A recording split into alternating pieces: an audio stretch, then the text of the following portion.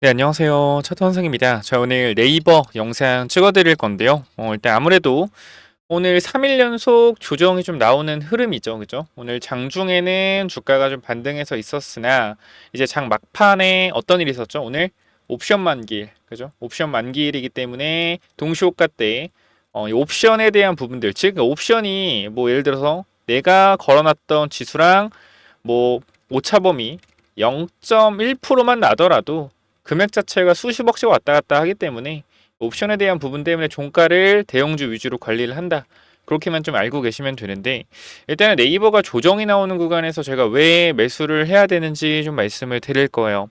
첫 번째로 네이버가 하락하는 이유가, 가장 큰 이유는 사실 물적 분할로 상장이라는 이슈가 최근에 보니까 있더라고요. 그러니까 자, 이게 네이버가 네이버 파이낸셜을 가지고 있죠. 그렇죠?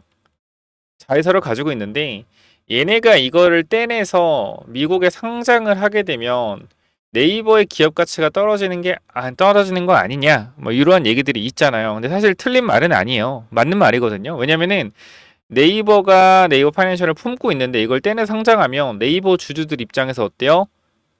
가치가, 회사 가치가 떨어진다라고 느껴질 수밖에 없죠. 왜? 네이버의 기업 가치는 네이버 파이낸셜이라는 회사가 포함이 되어 있는데 그걸 떼내서 상장을 하니 이 부분에 대해서 뭐요? 불만이 있을 수밖에 없다. 그래서 이거에 대한 문제 제기를 하고 있단 말이에요. 근데 이 문제 제기가 잘못된 게 뭐냐면, 솔직히 말씀드리면 잘못됐다라고 생각을 하는 게, 자, LG화학 같은 경우는 LG 엔솔이 몸집이 엄청 컸죠. 얘를 떼내서 상장하는 것 자체가 LG 화학보다 시총이 엄청 커졌고 했잖아요. 문제가 있죠, 당연히 이거는. 근데 이 네이버 밑에 이 네이버 파이낸셜을 상장하는 부분들은 분명히 네이버도 얘를 상장시키고 싶어서 고민을 했을 거예요. 근데 그렇게 하지 않은 이유가, 네이버 자체가 애초에 이 물적 분할로 상장에 대한 부분들을 안 해요. 제가 그 상장 여러분 뭐라 했어요? 카카오랑 네이버랑 다른 점. 카카오는 물적 분할에서 상장하는 게 아주 꼼수를 너무 쓴다. 얘네들은 안 된다, 카카오는. 저 그걸 항상 이렇게 말씀드렸어요. 무조건 네이버를 봐야 된다라는 의견이고, 왜? 네이버는 그렇게 안 하거든요. 마찬가지요. 이 네이버 파이낸셜도 상장을 하고 싶은데 참았던 거란 말이에요. 이 부분들을. 근데 이제 이러한 부분들을 두나무와 합병을 하는 거잖아. 그러니까 네이버 밑에 네이버 파이낸셜이라는 회사 기업 가치가 4조고 두나무가 16조라고 해봐요. 그죠? 그럼 둘이 합병을 해서 상장을 하는 거예요. 그럼 여러분 잘 생각해보면, 얘네가 서로 돈을 서로 주고받고 해서 주식 지분을 사고 팔고 하는 게 아니라 둘이 포괄적 주식 교환, 즉 네이버 파이낸셜의 신주를 발행을 해서 뭐 하는 거예요? 두나무가 사가는 구조라는 거예요. 그러니까 서로 그냥 윈윈 하는 구조다. 돈이 안 들어가니까. 그럼 여기서 네이버가 얻어갈 수 있는 건 뭐냐? 네이버 파이낸셜을 내줌으로써 뭘 할 수 있다? 큰 두나무라는 회사가 네이버 밑으로 들어온다라는 거예요. 음?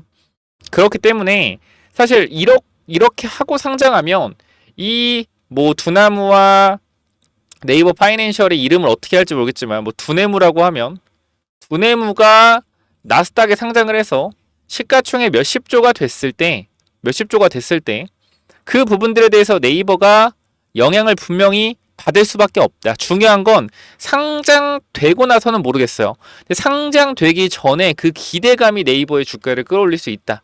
이게 핵심이거든요. 항상 주식은 어떻게 하니까 기대감으로 올라가기 때문이요. 자, 지금 구독, 좋아요 안 누르신 분들 구독, 좋아요 눌러주시고요. 자, 제가 이 내용들을 자료를 통해서 좀 보여드리도록 할게요. 이 자료를 좀 보시죠. 자, 네이버 파이낸셜과 두나무 이슈 핵심 정리. 핵심은 이거죠. 포괄적 주식 교환을 통한, 그죠? 전략적 제휴와 시너지 효과 분석. 이건데 제가 하나하나 천천히 설명을 드릴 거니까 이 부분 한번 끝까지 잘 들어보시길 바랍니다. 자, 먼저 이 딜 구조가 뭐냐? 포괄적 주식 교환 구조다. 서로 돈이 들어가지 않는 포괄적 주식 교환 구조기 때문에 서로 윈윈 할 수 있는 거죠. 자, 여기 보면 네이버 파이낸셜 두나무, 이거 아니고 제가 잘못했네요. 네이버, 그다음 네이버 파이낸셜 두나무, 그다음 그 밑에 업비트, 이렇게 되어 있는 거겠죠. 그래서 이게 어떤 그림까지도 생각을 좀 하냐면, 제가 일단 요거부터 좀 보여드릴게요. 요 내용을 하고 있으니까 우리가 요거를 잠깐 볼게요. 어떻게 되는지. 쭉 내리면은 이런 그림이거든요. 지금 네이버 파이낸셜 두나무의 기업 가치가 4.7조 원, 그리고 두나무의 기업 가치가 1.14조 원. 그래서 거의 3배 정도 차이가 나는 상황입니다. 그래서 이렇게 해서 얘네들의 지분 구조가 이렇게 되어 있는데 요게 합병했을 때 주식 교환 후 지분율이 어떻게 되겠냐 보게 되면 누구예요? 송치영. 이 사람이 사실상 뭐요? 이 회사의 최대 주주라는 거예요. 그러니까 네이버가 최대 주주가 아니라 이 사람이 최대 주주가 된다는 거죠. 송치영 이 사람이. 그래서 이 부분에 대해서 사실상 네이버를 삼키는 거 아니냐, 송치영이라는 사람이 네이버를 삼키는 거 아니냐, 뭐 이런 얘기도 있는데 우리가 네이버의 또 지분 구조를 살짝 보셔야 돼요. 뭐냐면 이거 네이버 파이낸셜의 지분 구조잖아. 그러니까 네이버의 지분 구조를 보면은 신기하게도 네이버 뭐 최대 주주가 누구예요? 현재 보면 최대 주주가 자 국민연금공단의 최대 주주입니다. 그죠? 얘가 최대 주주예요. 자 그렇기 때문에 우리가 여기서 좀 봐야 되는 부분들이 뭐가 있냐면 자 여기 보면은 이제 이혜진 님이라고 있어요. 사실상 네이버를 이제 경영하시는 분인데 이분이 3% 정도를 들고 있는 걸로 제가 알고 있거든요. 그럼 이제 또 뭐 하는 거냐면 또 이제 네이버랑 이제 네이버 파이낸셜이랑 두나무를 합병한 상태에서 네이버랑 또 지분 교환을 하는 거예요. 그렇게 해서 사실상 지금 제대로 된 지분을 행사하고 있지 못하는 지분이 없는 네이버가 경영은 하고 있지만 이 지분에 대한 부분을 사실 두나무 쪽에서 네이버의 최대 주주처럼 이제 될 수가 있다라는 거거든요. 그러니까 네이버의 주인이 두나무가 되는 구조로도 볼 수가 있다. 어떻게 보면. 그래서 일단 그게 큰 그림인데 사실상 그렇게 된다라고 했을 때 저는 이 시장 자체가 커지는 관점에서 보면 이 시총이라는 부분들 자체가 사실 거품이 많이 껴질 수 있다고 생각을 하거든요. 그러니까 이 스테이블 코인 생태계에 대해서 사실 저는 저 코인을 잘 몰라요. 근데 보면은 부정적인 인식을 가지고 있어요. 근데 이렇게 대기업과 이렇게 협업을 해서 이용을 하게 되면 우리가 네이버 페이를 굉장히 많이 쓰는데 거기에 코인을 결합해서 스테이블 코인을 만들어서 결제를 하는 부분들이 생기게 되면 사실상 이 인식 자체가 달라질 수 있거든요. 그러면은 우리가 지금 스테이블 코인을 활성화시키고 가장 많이 쓰는 부분들에 대해서 네이버가 뭐요? 주도할 거라는 거. 지금 카카오 메신저를 쓰는 것처럼 당연히 메신저는 누구예요? 카카오잖아요. 스테이블 코인 당연히 누구예요? 당연히 네이버다. 이런 인식이 생기기 때문에 사실상 카카오랑 네이버랑 이제 비교했을 때 누가 치고 나가는 거예요? 네이버가 더 치고 나가는 거예요. 그 네이버 같은 경우는 더 할 얘기가 많지만 일단 그걸 보여드리면서 얘기를 하는 게 편하겠네요. 그래서 좀 보면 자, 일단 이렇게 좀 되겠죠. 이렇게 돼서 결과적으로 이 송치영 님이 또 네이버랑 뭐요? 네이버 주식이랑 또 포괄적 지분 교환을 할 수도 있겠죠. 이렇게. 그래서 자 이번 딜은 포괄적 주식 교환 방식은 된다. 두나무주들이 보유한 주식을 네이버 파이낸셜에 넘기고 그 대가로 네이버 파이낸셜이 발행하는 신주를 받게 된다. 이를 통해 네이버 파이낸셜 두나무로 이어지는 수직 지배 구조가 완성된다. 그래서 요거는 아까 말씀드렸지만 이렇게 되고 업비트가 오겠죠. 업비트 이렇게 되겠죠. 이러한 두 구조는 두 기업 간 시너지를 극대화하면서도 각 사업 영역의 전문성을 유지할 수 있는 방법이다 라는 내용이고 그리고 기업 규모도 한번 비교를 해볼게요. 아까 말씀드렸던 건데 두나무의 순이익은 1조 네이버 파이낸셜은 1600억 굉장히 뭐예요? 이익 규모가 차이가 크죠. 그래서 두나무 측의 큰 주주 등장 가능성이라는 게 이제 두나무 측이 뭐가 될 수 있어요? 대주주가 될 수 있다. 뭐 그런 내용인데 이것도 보면 두나무의 압도적 수익성, 두나무의 이익 규모는 네이버 파이낸셜 대비 수배에 달한다. 두나무는 약 9,600억 원, 네이버 파이낸셜 약 1,600억 원. 자, 가상 자산 거래소 업비트의 높은 수익성이 핵심 요인이다. 수익 규모 차이로 인한 기업 가치 평가가 존재하는데 교환 비율에 따른 지배 구조 변화 가능성.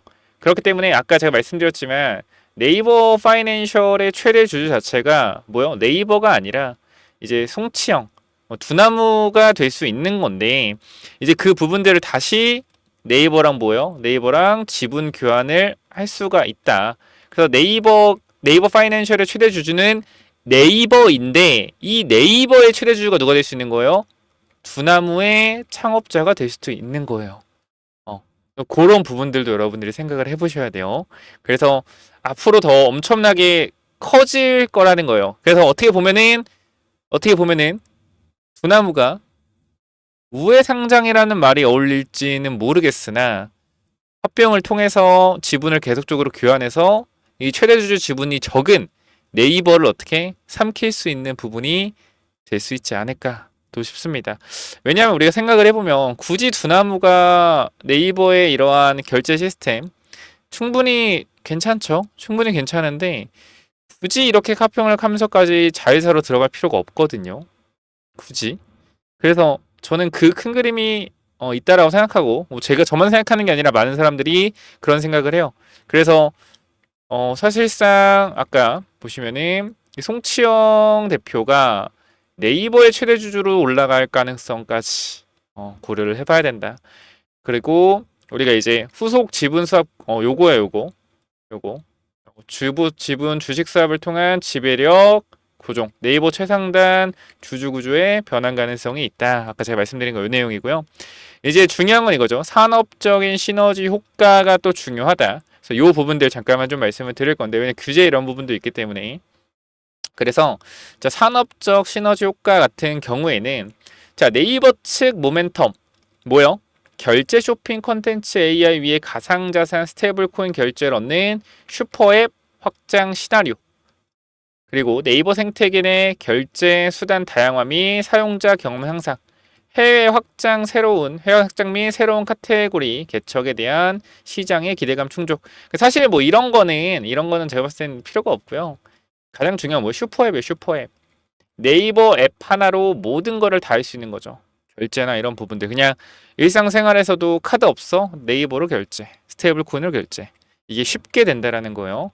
두나무 측 모멘텀은 사업 다각화를 통한 거래 수수료 일변도 구조 탈피, 네이버 브랜드 우산 아래 규제 제재 리스크 완화 효과, 그래서 성장 스토리가 강화된다. 단일 거래소 사업자의 빅테크 결제 생태계 결합으로 리레이팅을 기대한다. 이게 무슨 말이냐면 두나무가 코인 회사잖아요. 그죠? 사실 코인 회사가 단독으로 미국에 상장을 하려고 해도 사실상 규제가 만만치가 않아요. 보안에 대한 문제나 아니면은 기술에 대한 문제. 그래서 뭐 이런 가장 보안이 가장 크겠죠. 그래서 제가 여러분께 말씀드린 게 네이버랑 두나무랑 합병했을 때 보안 회사도 하나 인수할 수 있지 않을까라는 생각을 또 했단 말이죠. 보안이 굉장히 중요하기 때문에. 왜냐하면 사실상 암호화폐라는 게 그럴 리는 없겠지만 만약에 털리는 순간 뭐예요? 털리는 순간 신뢰도가 끝나죠. 기업 가치가 뭐예요? 사라지는 거예요, 사실상. 암호화폐 털린다라고 하는 것 자체가. 그렇기 때문에 보안 문제가 굉장히 크죠. 그래서 보안 회사를 제가 말씀도 드렸지만 인수할 가능성 있지 않을까. 그래서 요거 제가 영상 뒤에서 또 다시 한번 말씀을 드릴게요. 그래서 원화 스테이블 코인 시너지. 저는 이 그림 자체가 지금 네이버 두나무가 가는 그림 자체가 앞으로 우리나라 시장에 뭐요? 스테이블 코인 관련된 관련주들이 많이 등장하겠다라고 생각을 했고 이 부분들이 뭐요? 작전하는 회사들까지도 뭐 할 수 있다? 스테이블 코인 한다고 까불 수가 있다라는 겁니다. 제 영상 뒤에 좀 이따가 이 코인 관련돼서 히든 종목을 하나 좀 말씀을 드릴 거예요. 근데 이 종목 같은 경우 여러분 좀 받아가셨으면 좋겠는데 좀 이따 한번 보세요, 여러분들. 그러니까 지금 약간을 이용해 잠깐 말씀을 드리면 우리가 23년도에 2차 전지가 엄청나게 올라갔잖아요. 근데 그 중에서도 2차 전지 가장 많이 들어간 양극재 있죠. 양극재가 40% 50% 들어가는데 양극재 안에 들어가는 리튬 있잖아요. 리튬. 이거 리튬 광산을 하겠다라고 해서 주가가 막 10배씩 50배씩 올라가는 종목이 있죠. 막 하이드로 리튬, 리튬 포스 이런 애들 다 뭐요? 다 작전주였죠. 이런 애들이 왜 등장을 하겠어요? 2차 전지라는 섹터가 뜨니까 이걸 이용해서 작전으로 한탕하려고 뭐 하는 거예요? 이런 식으로 리튬 사업한다고 뻥치는 거죠. 마찬가지. 스테이블 코인이라는 시장이 우리 주식시장에서 큰 테마로 자리를 잡게 되면 결과적으로 봤을 때 작전하는 스테이블 코인 관련된 이러한 이슈로 작전 세력들이 움직인다라는 겁니다. 근데 이제 미리미리 작전 세력들이 지금 움직이고 있어요.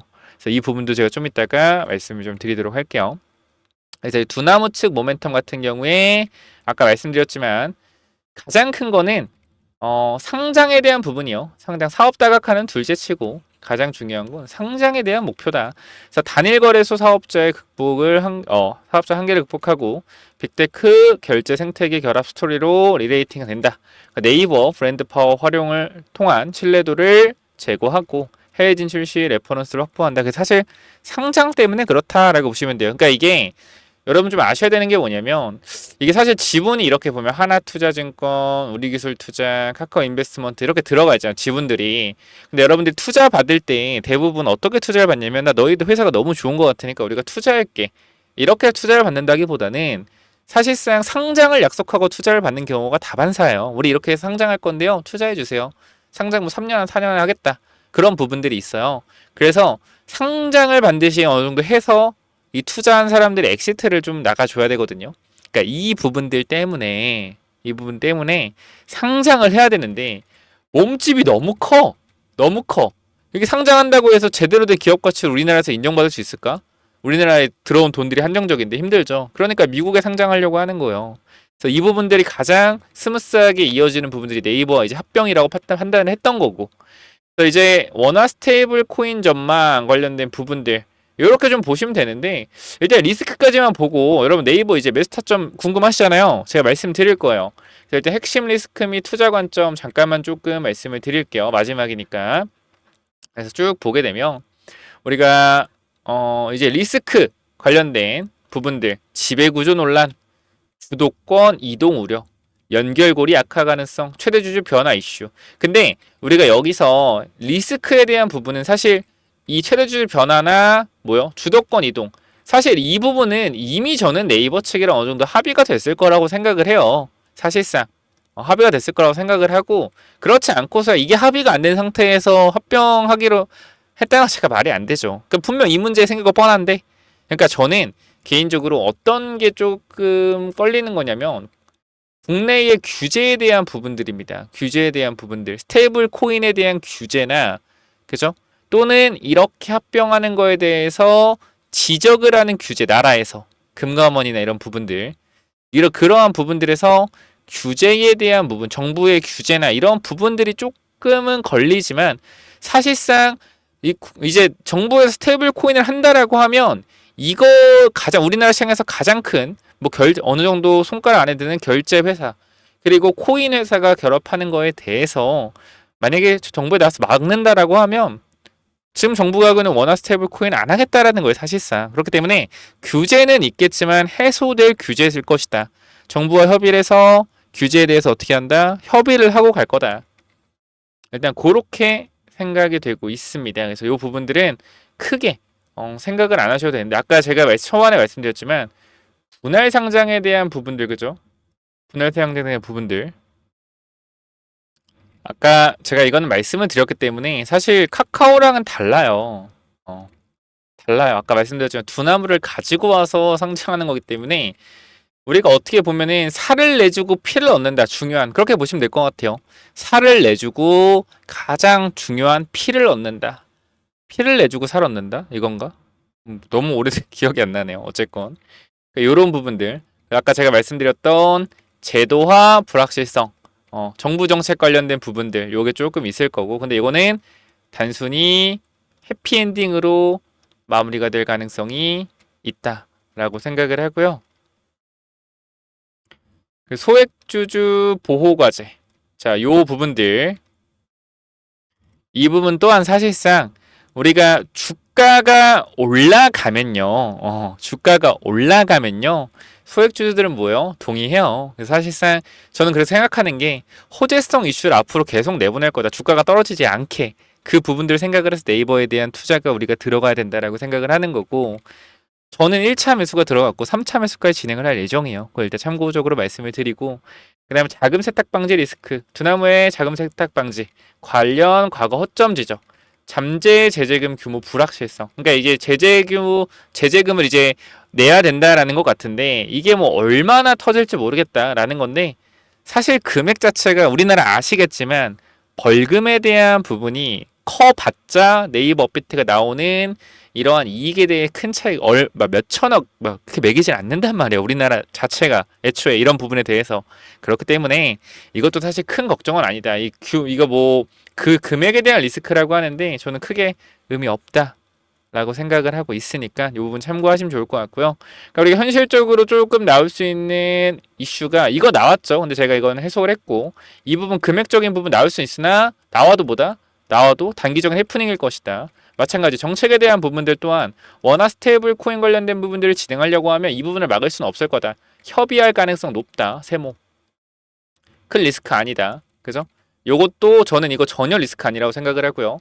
이것도 큰 리스크 아니다. 그러니까 세모는 뭐예요? 세모는 빠져도 단기 이슈로 빠졌다 올라가는 그림 나올 거다. 요거고 요것도 제가 봤을 땐 주가만 올라가면 큰 이슈 아니다. 결과적으로 제가 봤을 때는 크게 뭐예요? 크게 문제될 거 없다라고 생각을 하고 있어요. 이 부분들 체크 한번 해보시면 좋을 것 같고, 자 이제부터 어떻게 매수를 해야 될지 정확하게 말씀을 드릴 거니까 이 부분들 체크 한번 해보세요. 자 일단은 우리가 정고점에 있는 매물에 대한 부분들을 막고 주가가 내려왔습니다. 그죠? 그럼 이제 우리가 어떻게 좀 판단을 해야 되냐면 추가적인 하락이 나올 수 있겠느냐? 요 부분 생각을 해보시면 나올 수 있어요. 나올 수 있다. 그렇기 때문에 어떻게 해야 돼요? 그러면 추가적인 하락이 나왔을 때 어디가 기회겠냐라고 했을 때 저는 일단 말씀드리는 가격이 24만원 구간을 일단 말씀을 드리고 있어요. 저 같은 경우 이제 2차 매수 타점이겠죠. 그러니까 이 부분들을 제가 잠깐만 좀 말씀을 드리면, 자 제가 오늘 구간 좀 말씀을 드릴 게 뭐냐면, 아까 제가 네이버 관련돼서 잠깐만 좀 이렇게 차트를 올려드렸어요. 그러니까 앞서 매매 시나리오에 대해서 말씀을 드렸는데 제가 요거 이제 그림으로 보여드리기 전에 잠깐만 먼저 설명을 해드릴게요. 자 일단은 우리가 매수 타점에 대한 부분들이 뭐냐면 일봉상 패턴입니다. 일봉상. 그러니까 지금 일봉의 지금 흐름에서 앞으로 어떻게 움직일 수 있겠느냐, 이 부분을 조금 말씀을 드리려고 해요. 이거 뭐야? 잠깐만요. 자 이쪽에 보면 자 말씀을 드리자면 우리가 이제 타점에 대한 첫 번째 요거를 좀 설명을 드릴게요. 자 요게 이제 일봉상 패턴인데요. 어떻게 나올 수 있냐고 제가 설명을 한 거냐면, 자 지금 구간 우리가 요렇게 지금 주가를 봤을 때 내려올 수 있는 구간들에 대해 생각을 해봐야 되거든요. 그러니까 지금 상승 이후에 매물대에 대한 부분들을 막고 내려오고 있잖아요. 조정에 대한 부분들이. 그죠? 그러면 단기적으로 밑에서부터 올라오는 추세가 있을 겁니다. 그죠? 올라온 추세가 있을 거고 위쪽 구간부터 내려오는 추세가 있을 거예요. 근데 요걸 이제 주봉으로 보는 거거든요. 보시면 자, 이렇게 볼게요. 여기서 이렇게 그림을 보고요. 추세를. 그 다음에 여기서부터 추세를 이렇게 본다라고 했을 때 당연적으로 뭐요? 이렇게 해서 수렴으로 갈 수 있는 부분들에 대해서도 우리가 생각을 해봐야겠죠. 그죠? 수렴을 했을 때 내려올 수 있는 구간대에 대한 부분 얼마예요? 22만 5천 원대. 그러니까 요렇게 한 번에 안 내려올 거니까 이렇게 내려온 다음에 23만 원 정도? 요 정도가 되겠죠. 뭐 대략적으로 잡는 거 대략적으로 요 정도 될 거예요. 될 거예요.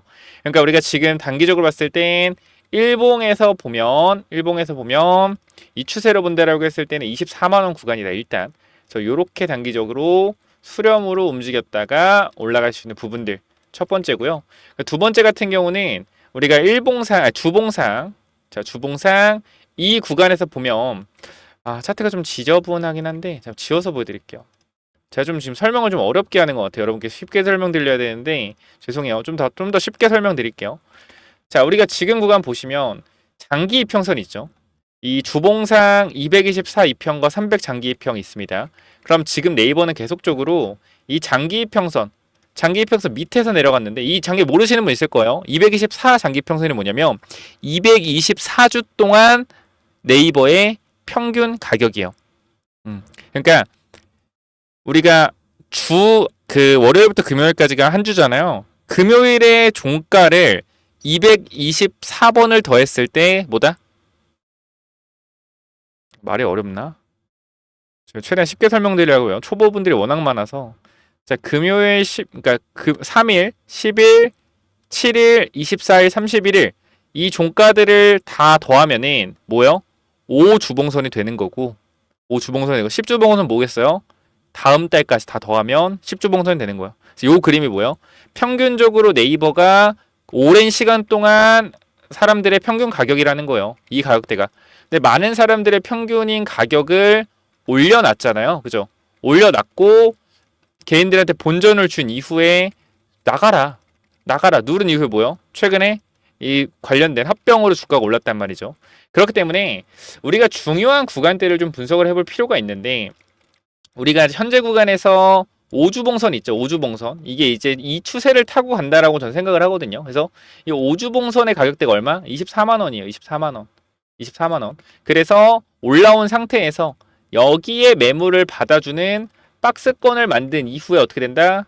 상승이 나오는 그림, 요 그림들까지도 여러분들한테 생각해서 말씀을 드려요. 근데 저는 그래서 24만 원 구간이 절호의 기회가 될 자리다 라고 생각을 해요. 물론 추가 하락이 나올 수 있어요. 그러니까 그 부분에 대해서 뭘 설명드릴 거냐면 요 부분을 설명드릴 거예요. 전체적으로 봤을 때 내려오는 흐름들이 어떻게 될 수 있다? 기준봉의 자리를 잡아놓은 상태에서 여기까지도 밀릴 수 있다. 근데 이거는 뭐예요? 아까 말씀드렸던 규제에 대한 부분들이 확대됐을 때 나올 수 있는 저는 가격이라고 생각해요. 그러니까 지금 증시 흐름에서 나올 수 있는 뭐요? 마지노선. 크게 안 내려올 거다라는 거예요. 나와봤자 20만 원 초반.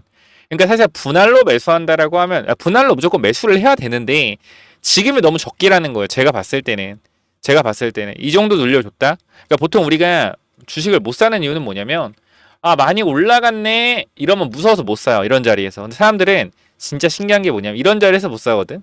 이런 데 못 사요. 뭐 고민을 해. 살까 말까 하다가 이렇게 가잖아요. 이때 사요. 이때 사. 쉬어주는구나. 근데 이건 안 쉬어주는 거거든. 옆으로 근데 거래가 많이 터졌잖아. 그럼 이건 매물이 많다라는 거예요. 그럼 밀릴 가능성이 높다라는 거지. 근데 지금 움직여 보면은 제가 현재 구간에서 고점을 찍었죠. 그죠?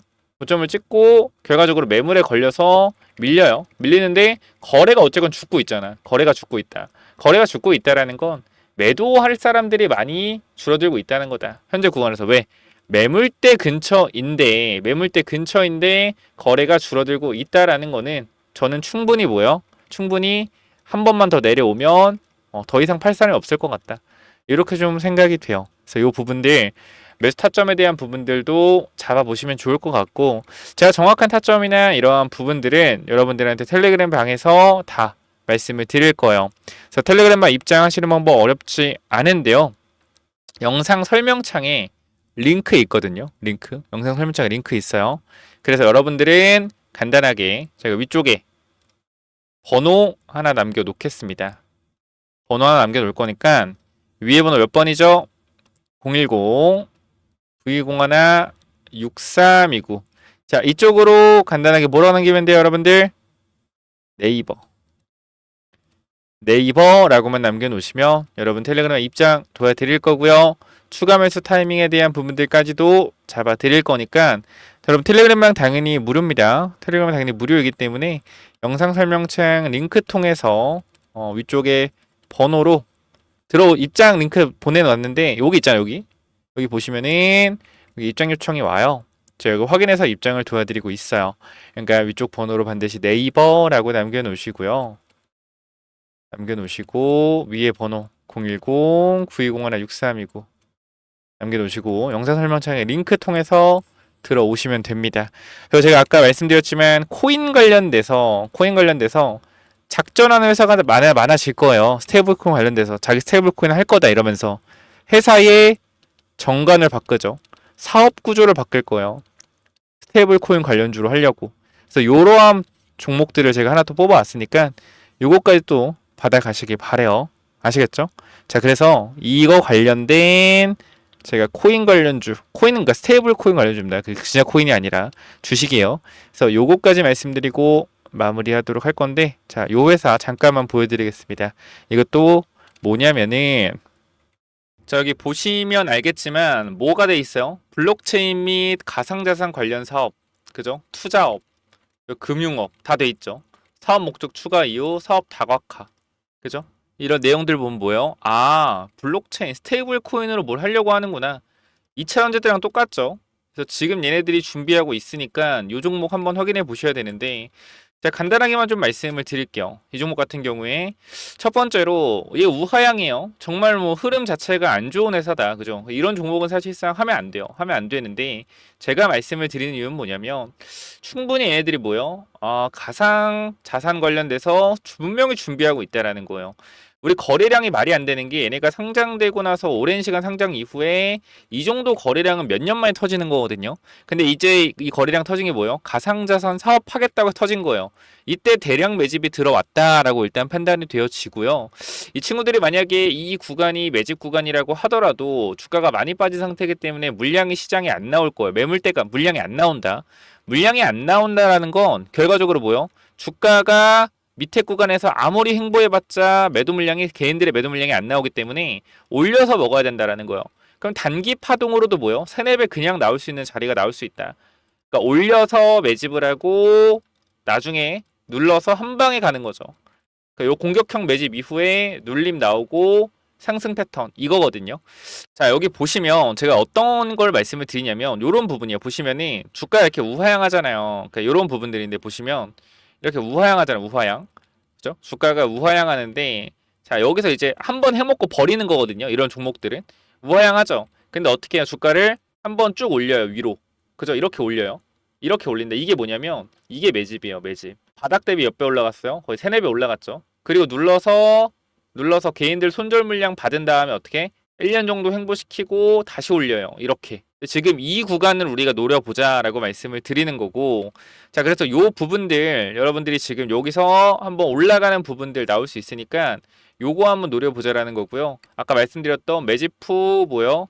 눌림목 나온 상태에서 충분히 우리가 노려볼 수 있다. 충분히 큰 돈으로 하는 게 아니라 소액을 넣어서 충분히 이 수익에 대한 부분들을 챙겨볼 수 있는 구간들을 한번 볼 수 있을 것 같다라고 생각이 되어지고, 보시게 되면 곧 쌍바닥이고요. 쌍바닥. 요거 이탈 시 우리가 매수를 할 겁니다. 아니, 우하향에서 쌍바닥 구간 이탈하면 나락가는 차트 아닌가요? 맞아요. 나락가는 차트. 근데 이건 뭐예요? 세력주잖아요. 작전주란 말이에요. 작전주. 작전주는 일반적인 종목으로 보시면 안 되죠. 그리고 금액을 크게 들어갈 게 아니고 정말로 3, 4배 정도의 수익을 내기 위해서 소액을 놓고 존버를 타는 종목이기 때문에 꼭 이 종목은 한번 받아가 보셔라. 근데 제가 요거는 말씀드리지만 많이는 못 드린다라는 거. 소형 주기 때문에 한 10명에서 20명 정도만 보내드릴 거니까 하루에 그렇게 보내드릴 거니까 필요하신 분만 좀 받아가시고요.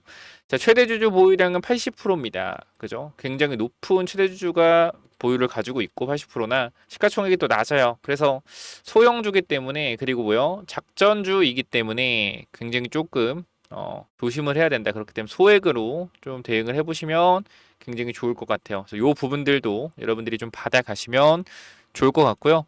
말씀드렸지만 스테이블 코인 관련돼서 움직임이 나오고 있기 때문에 체크 한번 해보셔라라고 말씀드리고 위쪽 번호 010-9201-6329로 뭐라고 남기면 돼요? 스테이블 아닙니다. 그냥 코인으로만 두 글자 남겨주세요. 코인. 자, 위에 번호 몇 번이요? 010-9201-6329로 코인이라고 두 글자만 남겨주시면 보내드리도록 할 테니까 코인이라고 두 글자 남기셔서 꼭 받아가시기 바랍니다. 아시겠죠? 여기까지 하고 마무리하겠고요. 요거 제가 10명, 20명까지만 보내드릴 거니까 근데 다들 잘 안 받아가시니까 꼭 받아가시기 바랍니다. 여기까지 하고 마무리할게요. 감사합니다.